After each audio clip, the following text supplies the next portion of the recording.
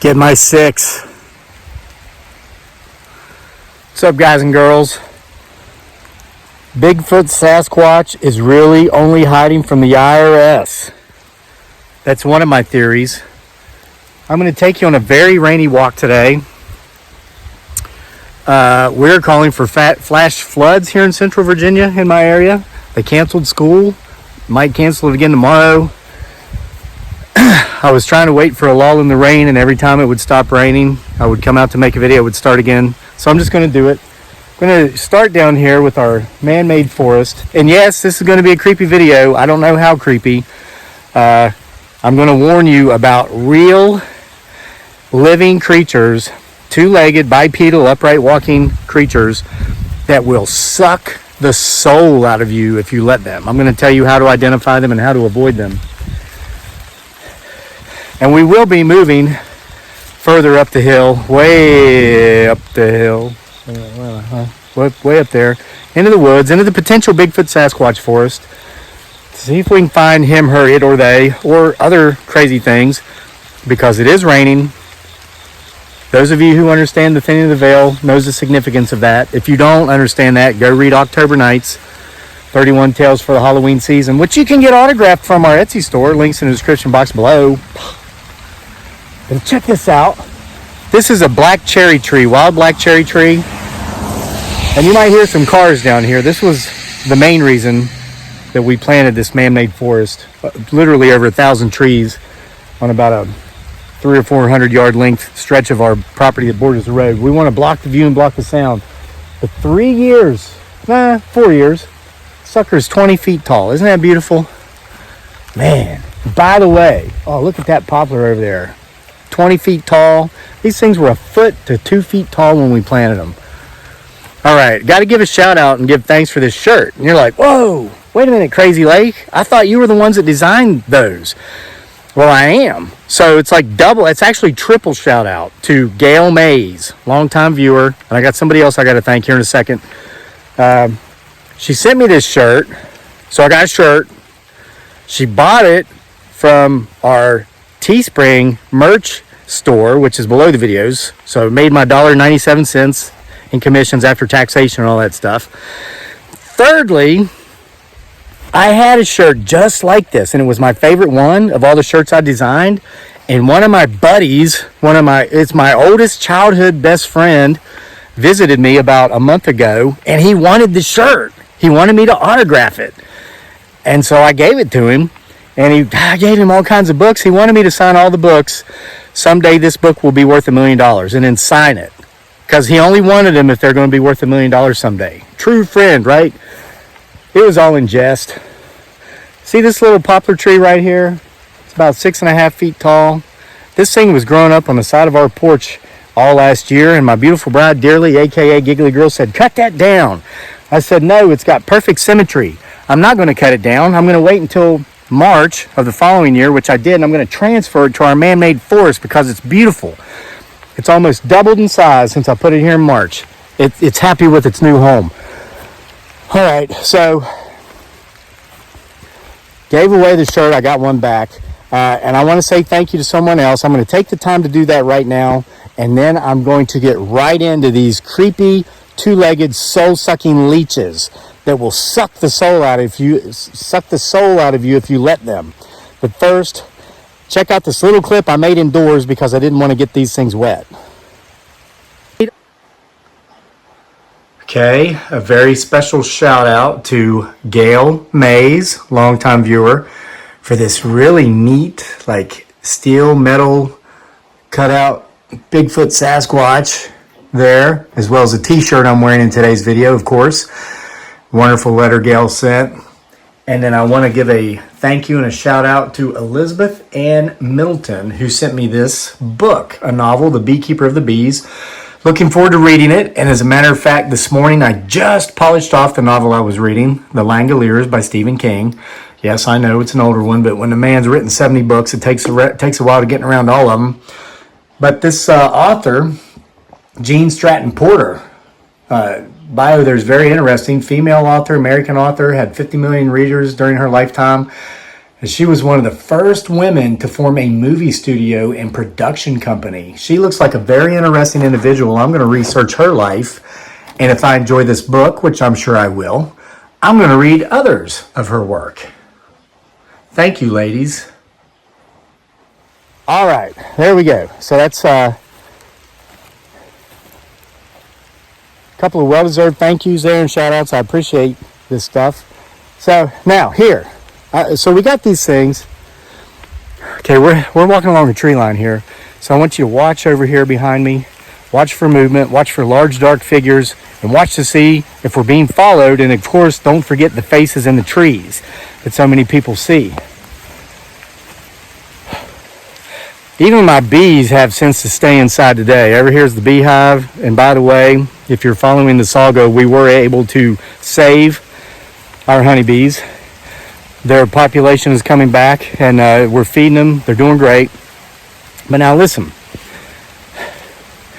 When I went to our P.O. box yesterday, or day before, whenever it was, and I got these gifts, and the shirt I showed in the video yesterday from Carol Parker, made me that wonderful Bigfoot Sasquatch shirt. We got some letters. Got a wonderful letter. Want to give a shout out to Ann Cooper, 68-year-old woman down in Mississippi, I believe, or Alabama, Mississippi, somewhere in the deep south.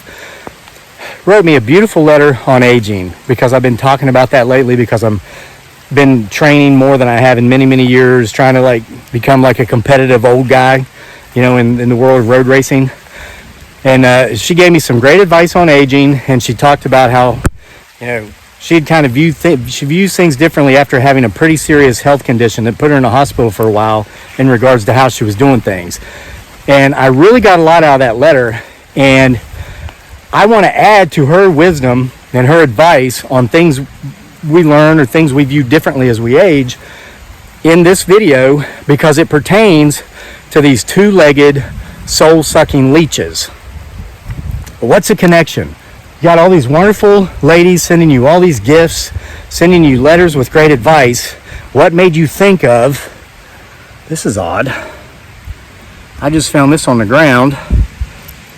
It's a washer and a bolt, and they're both shiny, which leads me to believe they may have fallen off of my zero-turn mower the last time I was up here. Better put those in my pocket. Okay. Look at that. There's the big field. We started way down there, and the rain keeps getting harder and harder. Well, here's why. Here's why this is kind of one of the things on my mind. I got a letter in the mail from someone from my past, and they wanted, I will not be contacting them. And this is not a form of contact by way of this video. I'm sure they're watching. But I want to share a lesson. Listen, this individual is not a bad individual. They're not a bad person. But as an older man, I don't do things the way I did as a young man. Let me explain. This person, at one point in my life, I would have said was one of my best friends. However, at one point in my life, my standard for friendships, for romantic relationships, with pretty much any relationship I was in, standards were low. And here's why. I'm going to say it like it is, and there are going to be people watching this video who are going to get rankled over this, but this is the truth. I was... My entire lifetime, I was rejected by one of my parents. And my entire lifetime, I was constantly and severely criticized by the other. Okay, I'm going to leave it at that. What I will say is I bear no ill will towards either. I have forgiven, and I have made attempts to reach out recently, attempts that were not reciprocated in kind. As a child and as a young adult who didn't understand what was so wrong with him, why am I not good enough? That would have been painful. As a near half-century-year-old man who understands everybody's got their own issues, and a lot of times it ain't us, I'm completely fine with it. I have acceptance. I'm at peace with it. And as an older man who's been through some stuff, I've learned not to focus on the relationships that you maybe wished you had, or maybe you felt you should have, because isn't it natural to just have relationships with certain people, you know, like maybe two I just mentioned? But now I fully understand that no relationship is worthy of having unless the relationship is healthy, it's beneficial to both parties, and it's completely and entirely and always non-toxic, okay? I have reconnected with several family members and several old friends, like the guy that took my shirt and made me sign the shirt and sign the books saying they're going to be worth $1 million someday, who are also at that point, okay? Now, because of my upbringing, I always felt like no one wanted to be around me. Nobody wanted to be with me because my own, fill in the blank as far as which parent was, wanted to this day wants nothing to do with me. And it was all because the only way I could figure was because I just wasn't good enough. Because nothing I did was right. It was not right enough. It was not good enough. Even when I excelled and I achieved big things, the answer was always, well, the other guys had a bad day. Or the person that, should have been victorious today just didn't show up, and so therefore you won by default. There was never credit given for anything good or any accomplishments, but there was 100% credit given when something bad happened, or if I slipped up, or at times if I was not at fault at all, I made a pretty good person to blame, okay? What's this have to do with the letter I got in the mail the other day? Here's what it has to do. This individual, at one point, back in my college years, I would have said was probably one of my best friends. But mind you, this was the best friends of a 20-year-old me, or the best friend of a 20-year-old me, who was used to rejection and criticism and was pretty freaking content to be accepted and have anybody spend time with me. I know. I had a lot of toxic relationships, friendships, romantic endeavors. It was just terrible. I had a tendency to gravitate towards narcissists and people who struggle with borderline personality disorder. That's where I came from, okay? So I hadn't heard from this individual in I don't know, what would it have been? 20 years? 20 years almost. And then I get a message from them on Facebook. This was about 10 years ago. I'm in the Philippines, living in the Philippines, down and out, those are my down and out years. All right, we're up here in the woods now. Keep your eyes peeled. Keep watching my 6. And this is a guy, he contacts me. I'm like, oh my God, this is great. We used to party, used to have so much fun together. We worked together at times. We had jobs in college. And I hadn't heard from him in 20 years. And I was elated. I was ecstatic. So he starts asking me these questions. I'm not going to be specific. And again, this is in no way, shape, or form meant to degrade this person's character. There are people like this out here. But it's really to show how far I'd come in my own healing, in my own growth, in my own boundary setting by the time I'd received this communication. So the person let me know they wanted to be where I was, believe it or not. They wanted to be they wanted to live where I was living. They wanted to know how they could live there and support themselves financially without a real job, the dreaded real jobs. And congratulations to my baby sister Elizabeth, who just got a new job. I hope it's not supposed to be secret. She gets to work from home now too and be with her kids and cook dinner and not have to order these boxed meals the yuppies get because they both work and they're never home. And I know a lot of people have to do that because of financial circumstances. I'm not judging. What I'm saying is my sister doesn't have to do that anymore, and I know the freedom of not having to live like that because we don't live like that. I just ate a lunch that my wife spent over an hour cooking, slicing up every single vegetable, and she loves it. And go watch her. She made a video about it. Channel's called Life with Dearly. Oh, it was delicious. I would never eat anything out of a box with these conditions we're in. And now my little sister gets to join this condition. So anyway, so the dude's wanting to come over, blah, blah, blah. And I asked him, I said, man, I said to him, I've been wondering where you've been all these years. I've been, I've actually tried to find you, but I could never find you on social media or any of this other stuff. how have you been? He goes, oh, well, he says, I've actually been creeping on you on Facebook for a few years. And he says, I've been reading the stuff you write, some of your articles. I was writing for Yahoo News back then and a bunch of big blogs. I don't know. He maybe read some of the books, I don't know, that I've written. Which you should, and which you can get with an autograph from our Etsy store. Links in the description box below. And I said to him, so you've known where I've been and what I've been up to all these years. Why have you not, reached out, man? That's lost time. We could have been getting reconnected. He goes, well, I didn't really need anything from you. He says, but now, I've decided I want to go to where you're living. I want to kind of do some of the stuff you're doing because I'm sick of life over here. And he had another situation that made being over there quite attractive to him. And man, I felt crushed. I felt crushed because it's like, wow. So I didn't mean enough to this person, for him to be able to contact me, before. Well, he's watching me secretly like a creeper, on social media. But I wasn't worthy of having him reach out to me until he reached a point in his life where he saw that I had something he wanted. And he just came right out and said it. I mean, he didn't even try to sugarcoat it. And my first thought was, wow, what an a-hole. But then my second thought was, dude, it's not him, it's you. You're the one who has always entered relationships, be they friendships, be they romantic relationships, that probably weren't the most suitable relationships for you because you always had this feeling that you were not good enough and that no one wanted to be in your presence. Lifelong feeling of that.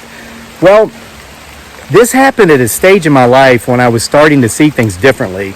Because for the first time in my life, I had people who loved me unconditionally and who wanted to be in my life. Those two people being my beautiful bride, Dearly, a.k.a. Gig Girl, and our wonderful son, Daniel. And it felt good. It felt good knowing that when I had bad days, and I felt like crap for no reason, and maybe if I was having intrusive thoughts telling me I just wasn't good enough, I suck, never going to be able to get out of the Philippines, never going to be able to, generate enough revenue from writing stories about Bigfoots, Sasquatches, and ghosts, and witches, and demons, and paranormal stuff. It's never going to happen. For the first time in my life, I had people, Dearly and Daniel, not Daniel so much because he was a baby, but Dearly say, nah, you're not bad, you're good, you're having a rough day. The stuff you write is really interesting, it's entertaining, you just got to keep doing it. It might take many years, but I think at some point a lot of people are going to read this stuff, and we will get to the U.S., we will get to America, we will raise our son there, we will have him educated, in a better school system. And it happened. And it happened not because I'm so great at writing, but because I finally had someone who believed in me until I was able to believe in myself. So I told the guy, I said, I'm kind of hurt by this. And he shared some other things with me about the situation he was in, which was a very toxic situation. And I had a mentor in the Philippines. It was a friend. He was an Englishman named Ray. He was in his early 70s. And I guess I always kind of had that void I was trying to fill by, befriending an older man, almost like a father figure, that would accept me, that would credit me for the good things. And so Ray kind of filled that role there for a number of years. And one of the things Ray taught me as an older man with worldly experiences, he was an Englishman, but he used to travel all over the world, visited the U.S. tons of time. He sold software before he retired. He said, look, if it ain't your problem, don't make it your problem. And that stuck. He was constantly preaching that to me. And so I just let this guy that contacted me know, look, I'm kind of hurt that you actually just admitted the only reason you've reached out to me is because you won something. It sounds like you're kind of in a toxic situation, and I don't want any part of it. I don't want to have any contact with you. And then I banned him. But let me point out, the problem wasn't so much him, and maybe I was harsh in saying two-legged, soul-sucking leeches, whatever. By not setting proper boundaries and from not getting over my own crap until I was almost 40, pretty much let that guy know, I guess, from the relationship we had before, hey, man, if I can do something to help you better yourself, I'll go out of my way. I'll set myself back to help set you forward. And it wasn't just him, it was so many people. These were the types of relationships I had. And So I had to kind of relearn about boundaries. And it started with saying, I'm okay. I'm not, lower than whale crap at the bottom of the ocean floor. I'm me, and I'm going to be the best me that I can be, and I may as well because everybody else is taken. And I started focusing on that. And so when I came back to the U.S., I can spot things so much quicker, and especially when it comes to people. Now, there's been a couple times people have kind of pushed, and I've had to just kind of be blunt with these boundaries. The hay collector, and then another, annoying neighbor D-bag who would use me as his outlet to cry about how mean his wife was to him and about how he couldn't succeed in anything because of whatever political party was in office, or excuse after excuse. Finally had to just stand up to that guy and say, look, dude, you just don't do anything. You just don't do anything. And I've been nice. Yeah, I've listened to your excuses. I've listened to you whine. But, dude, you don't do anything. Maybe if you did something, your life wouldn't suck so much. I just, it's my fault it came to that because I should have set the boundary sooner. But I've worked on it. I've been working on it. But people like that are out there. We do have a part in it, and sometimes our part, the problem is not so much that they're two-legged soul-sucking leeches. Now, the annoying neighbors were, both of them. The hay collector bragging about his SSI disability while he goes out and farms all day, saws up trees with a Husqvarna 455 Rancher chainsaw like I have, which I know is a very heavy saw. It's a powerful saw, and you work on that for a couple hours, you've done something. I don't know how a man who's fully disabled could do that. And then, of course, you had the emotional sponge, the other annoying neighbor who just, as an empath, that constant negative energy was just sucking me dry. But they're out there everywhere, and I'm going to share one last example with you because I had to eat some crow. I've eaten several plates of crow since I've been back in the U.S., but this is one of them. Happened last week. Because we used to get harassed when we lived in the Philippines. People constantly coming to me looking for money. Not all. It's not because it's just something that happened. That's just a fact of what it was like when I was living there. And I used to tell my wife, when we get to the U.S., this will never happen. Well, it happens here too, and that's the crow I've eaten. Just last week, Dearly and I were downtown, close to the corner of the University of Virginia. We like to go down there, lots of nice places to eat. Sitting outside of a restaurant eating because it was wonderful weather, good day to be outside. This woman comes up to me and she goes, "Excuse me, sir." And I look over and I see her and she goes, "I haven't eaten in 3 days." And she starts to give me this crying story. And I said, "No." Just like that. Firmly committed, no. And she knew, okay, the 20-year-old me, I would have emptied my pockets, giving her everything I had. 50-year-old me, who learned from my buddy Ray, an older man who's been there, ain't my problem, ain't making it my problem. And you're like, "Oh, you're so mean. She was hungry." Let me tell you, she wasn't starving. She was not starving. And I'm not going to say what I mean by that because that would be mean. But we watched her. She walked away. She walked right into the same restaurant where we'd purchased our food. She got in line. When it was her turn to order, we watched her order, and then we saw her take a debit card or a credit card out of her pocket, slide it in the thing, and pay for her lunch. When her lunch was ready, when her lunch was served, we watched as she sat in that restaurant and ate. She had money, and she didn't eat that like she was just ravished, like she hadn't eaten in 3 days. She was a two-legged, soul-sucking leech, and she thought, hey, maybe this guy is dumb enough to hand me a 20 so I can go in there and have lunch on him. She's thinking, I got my own money, but maybe he's dumb enough to give me his.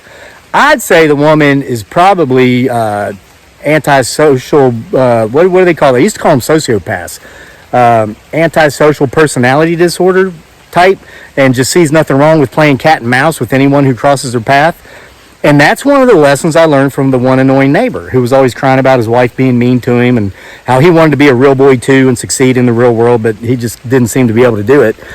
He was also constantly luring me into doing stuff for him, like, around his place. And I'm not going to go into detail because, once again, the problem wasn't so much him. The problem was me not setting those boundaries. So these two-legged, soul-sucking leeches are out there. It helps if you can identify them, but many of them look just like everybody else. If that woman would have just walked right in that restaurant and ordered her lunch and not stopped and tried to sucker me into buying her lunch, I wouldn't have been able to tell her from anybody else. So it's about understanding that we have every right to set proper, healthy boundaries. Now, the letter that this all started with from the other guy? Same thing. Hey, I don't know if you want to have anything to do with me or not, but, watch you on YouTube. I'd like you to contact me. I have a ton of questions. I'm sure those questions are, how do I start a YouTube channel? How do I monetize it? How do I generate enough revenues to where I don't have to have a real job and get boxed meals and I can work from home and all this stuff, etc., etc.? No. That person will not be hearing from me. I'm not a means to an end for anybody. Sadly, I spent a large portion of my life being a means to an end for anybody. I have unconditional love, and I'm so happy that I also have it now with some of the people from my past who actually were truly there for me, not because of what they felt I could do for them. And those connections are kindling along quite nicely as well. So I'm going to leave it at that because my phone's almost dead. I've talked long enough. I'm soaking wet. I need to get in the house, get into some dry clothes. I hope somebody got something out of this. Again, thanks, ladies, for the gifts. Thank you, Miss Cooper, for the wonderful advice on aging. And I hope, like you wonderful ladies, and like so many of you gentlemen and other ladies watching, I hope I can continue to learn. Because the day we don't learn is the first day we begin to die. See you for more next time.